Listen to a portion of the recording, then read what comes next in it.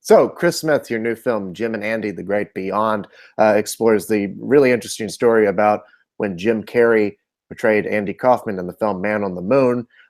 Take us back to the beginning of your involvement with this project. I was contacted by Spike Jones, who had been in discussions and talks with Jim Carrey uh, about this project, which was basically, at the time of making the film, there was a small documentary crew that had filmed the 4 months while Jim was was basically taken over by Andy, and so the footage had sort of remained in Jim's office for I think 18 years or something, and someone had told Spike about it, and Spike talked to Jim, and eventually Jim showed him some clips, and he got really excited, and so he was the main sort of driver in terms of making this happen. And so when he called me, I was just excited if he saw something in this material that it would in fact be something worthwhile. So, when you first saw the footage, I mean, what did you think about it? What was your initial reaction, I guess?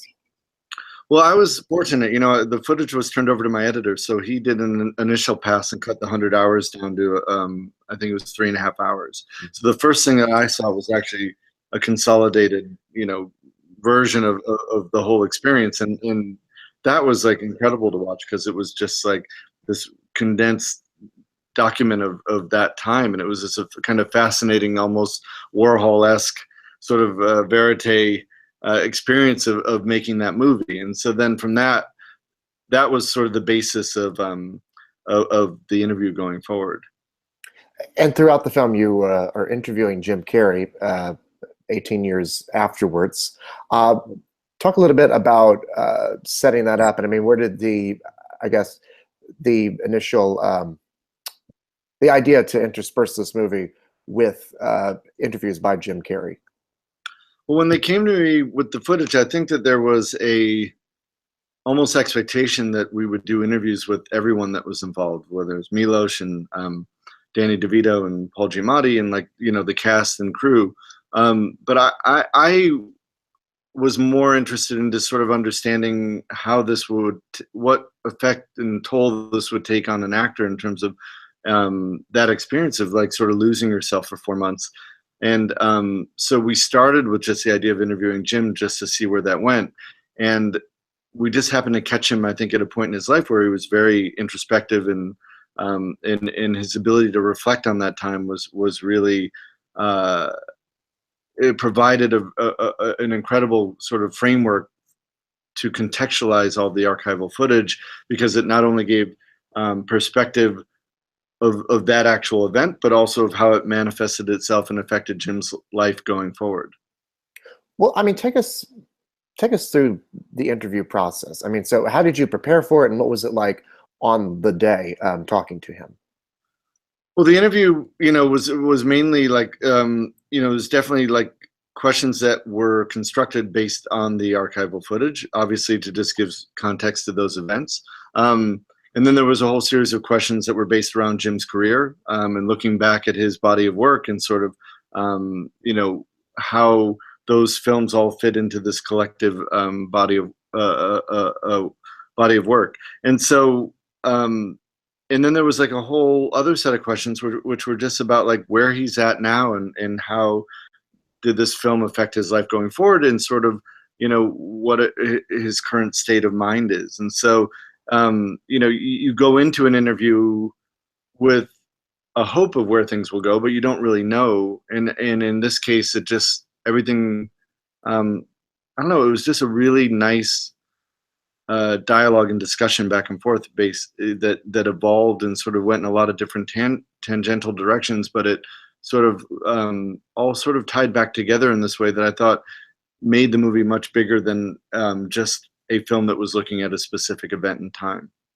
Were there things that, I mean, obviously we have an image of Jim Carrey, right? I mean, he's a very famous actor, and I mean, he's been in so many movies, and there is this perception of him as a person. Were your perceptions of him changed at all? I mean, was there something surprising that you learned about him while you were interviewing him?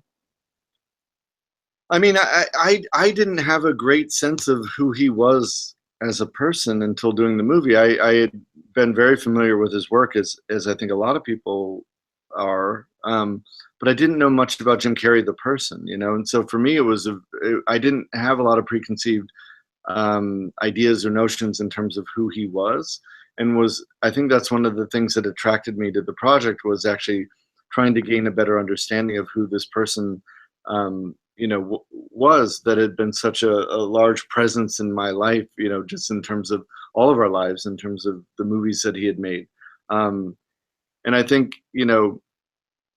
I don't know if I really anticipated um, how the the depth and the lengths that the interview would go, in terms of him sort of being as open and honest about sort of where he's at, and what he's sort of thinking about currently. I was, I just thought his ability to articulate his experiences were so thoughtful and meaningful. Like I just thought it really, like, it gave me a great appreciation of not only his body of work, but also of just him as a person. And sort of spending this last year getting to know him better has just been such a privilege, because he's such a thoughtful, caring, sort of smart, interesting person. It's interesting the way that in the film, I mean, you chart his career, his development as a stand-up comedian, as an actor, as a movie star, everything leading up to the point of Man on the Moon. Can you talk about, I mean, how those events in his life kind of help to contextualize what we see in the movie, in the footage of him as Andy Kaufman? Well, I think that he's, you get the sense of like somebody who was very driven and very focused, from the early movies. And it's like one of the things that was most surprising looking back at his career was just the fact that The Mask, Dumb and Dumber, and Ace Ventura all came out in the same year. That, like, it really puts into perspective how big he was at that time, and and and that for him to leave that sort of work and sort of make these really interesting creative choices in terms of working on the Truman Show and on Man on the Moon and eventually Eternal Sunshine, that it shows that you have somebody who wasn't just trying to do one thing and stay in that place, but he was always pushing himself and trying to explore, different different stories that sort of brought up, that were sort of a reflection of his evolution, as an actor and as a person. And then throughout that, you also have the arc of Andy Kaufman's life. Right. Can you talk a bit about that? Yeah, there were four main things that I think the film is balancing, and it's like, you have the actual event of the making of Man on the Moon, obviously, but then you also have the biography of Andy and his story and what his life was, which we can, show these amazing archival clips that we were able to get. And then you have Jim's sort of story and background. Then you have just everything that happened since the making of the movie, which, is how this movie affected Jim's life going forward and sort of where he is today. One of the interesting things about watching this movie is, I mean, obviously we have the product of Man on the Moon and we see what a great performance it led to, but I mean, peeling back the sort of chaos that is created in this ultra method performance, and this, embodiment of, well, how would Andy Kaufman do it? I am Andy Kaufman. I mean, what do you think of all that? Well, I mean, it's an interesting, I mean, the idea of, I mean, when you really think of the idea of like leaving yourself for 4 months and that you can actually become someone else, and like you open your mind to that idea, that Jim states it in the movie that any of us could do that at any time. And it's such in how freeing that would be, to not have to like answer your email or answer phone calls or be responsible to all the things that we've now built, our lives around, and that you could actually just, that we sort of all hold on to this idea that these things make up who we are and we can never leave those things. But there's really nothing keeping any of us in this space. You could change your name tomorrow. You could move to a new city. You could be a new person. And I mean, that idea and that notion is just like, I think one of the things that Jim hits on in the movie, which is like always taking that step back and like realizing that, and I think it stems back to Andy, who was playing with the form of entertainment and reality and what is real, and like when does the performance start and stop, and no one really knew, you know. Mhm. And it's kind of interesting the way that, I mean, you see through all this on-set footage, you see sort of the complications that can arise of that when you're making a multi-million-dollar movie, and some of the frustrations as well. Yeah, I think it was initially probably more frustrating than it was. I think even when we looked at the footage, you saw people learn to adapt and understand how to work with Andy and Tony. And even Milos, I think by the end really appreciated and cared for those two people that, he was working with. And so I think it's something that, I think some of that frustration was very real, but I think it changed over time. And right, I mean, there's a moment where Jim Carrey is telling a story about when Milos Forman is talking to Jim Carrey on the phone, Yeah. saying that he's frustrated with Tony Clifton, but he doesn't want it to stop.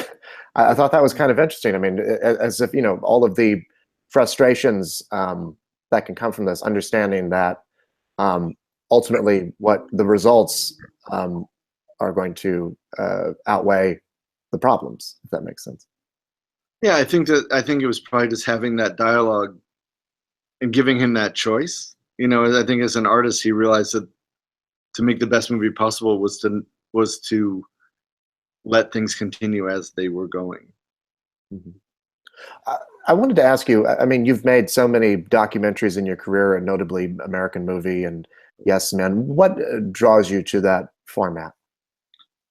I don't know. There's something, I feel like that there's something so, like truth is always stranger than fiction, and that when you're looking and exploring real stories, that there's something that we can all relate to, because there's something inherently, very human and very relatable, because it's a reflection of some of our own, the things that we're all wrestling with internally.